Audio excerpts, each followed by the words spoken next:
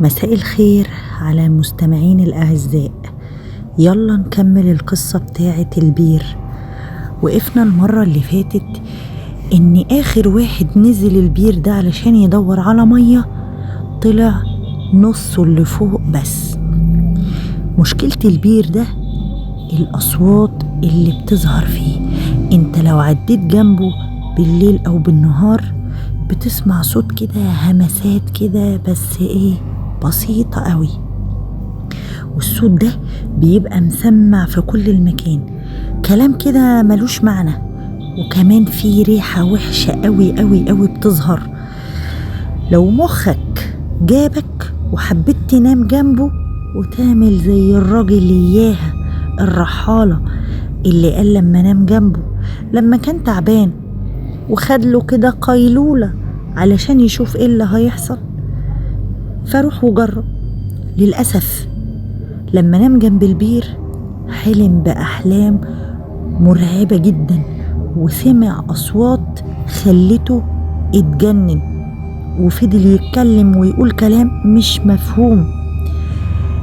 ولما سألوه ايه الكلام الغريب اللي انت بتقوله ده وسمعوا منه الكلام، لقوا ان الكلام اللي بيتقال ده منسوب لملك حاصد أرواح الكفار. في كمان قصة من ضمن القصص المرعبة اللي متعلقة بقصة البير دي، إن كان في راجل من الرحالة بتوع البادية كان متعود دايما إن هو بيمشي لوحده بالبضاعة بتاعته، وأول ما قرب من منطقة البير حس بضيق جامد قوي وحب إن هو يمشي بسرعة من المكان، بس علشان الدنيا ليلت عليه اضطر ان هو يقعد، فولع نار وعمل خيمة كده جنب البير بالظبط، وقال انا هقعد فيها بامان لحد النهار ما يطلع. ما كانش يعرف ان اللي عمله ده اكبر غلطة في حياته. الراجل فضل يسمع اصوات انين كده طول الليل، يعني زي صوت حد بيتوجع او بيتألم، والنوم طار من عينيه. والراجل بقى مش عارف يعمل بقى قاعد وخايف ومش عارف ينام، وفي صوت زي ما يكون حد جاي عليه بيقرب منه، لحد ما لقى راجل تاني كده بدقن طويلة وعينه ثابتة قدامه. طبعا حس كده ان في حد هينجده من اللي هو فيه، وده بني آدم كده، وسأله انت منين وفين والمكان ده الراجل مردش عليه، وعينه وسعت اكتر، بص بايده كده وشاور بايده، لقاه بيشاور على فوق. فالراجل الرحالة ده مش عارف فيه بص على المكان اللي هو بيشاور عليه، لقاه بيشاور ان الفجر خلاص. لسه بيكلم الراجل ده، بص لقاه خلاص ملوش اي اثر، فخد بعضه وهرب هو كمان بسرعة. البير ده فعلا خطير، واللي يأكد ده ان ائمة كبار من ضمنهم الامام الشافعي ان هو ذكر ان في كذا مكان كده ما ينفعش حد يشرب منهم: ابار قوم لوط وبئر برهوت. وده يدل على خطورة المكان، وان المية اللي فيه دي ما ينفعش فعلا حد يستعملها. محدش ابدا وصل لقاع البير.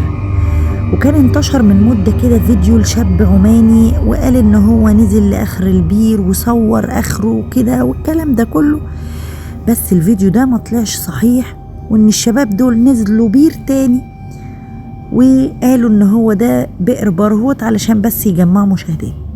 قاع البير ضلمة جدا ما عدا وقت تعامد الشمس عليه، بتقدر تشوف عمق البير. بس في شركات حديثة حبت تكتشف اللي موجود جوه البير ده، يعني توصل لآخره، وفعلا نزلوا عامل عندهم بكاميرا يصور كل حاجة. والراجل لما وصل لتلت البير تقريبا صوت عشان يطلعوه، بس الحمد لله طلع المرة دي سليم. ولما سألوه ايه اللي حصل مع ان البير واسع، قال لهم انا لما نزلت حسيت ان البير بيضيق عليا كل شوية لحد ما كنت هتخنق، ولما شافوا الكاميرا بتاعته وتصويرها لقوا كل حاجة سودة، مفيش اي حاجة واضحة، مع ان كان الكاميرا فيها اضاءة وهم برضو مش فاهمين السبب. اخيرا بئر برهوت علامة من ألغاز الأرض المرعبة، ويقال إن النيران العظيمة اللي هتكون يوم القيامة وتدفع الناس لأرض المحشر هتخرج منه برضو، ولكن في أقاويل كتير قوي بإنها هتخرج من فهوة بركان أسفل مدينة عدن. فعلا بير غامض وألغازه كتير، عشان كده إياك تنام جنب البير ده حتى لو كنت قوي، علشان مش هتسلم منه ولا من اللي هيحصل لك.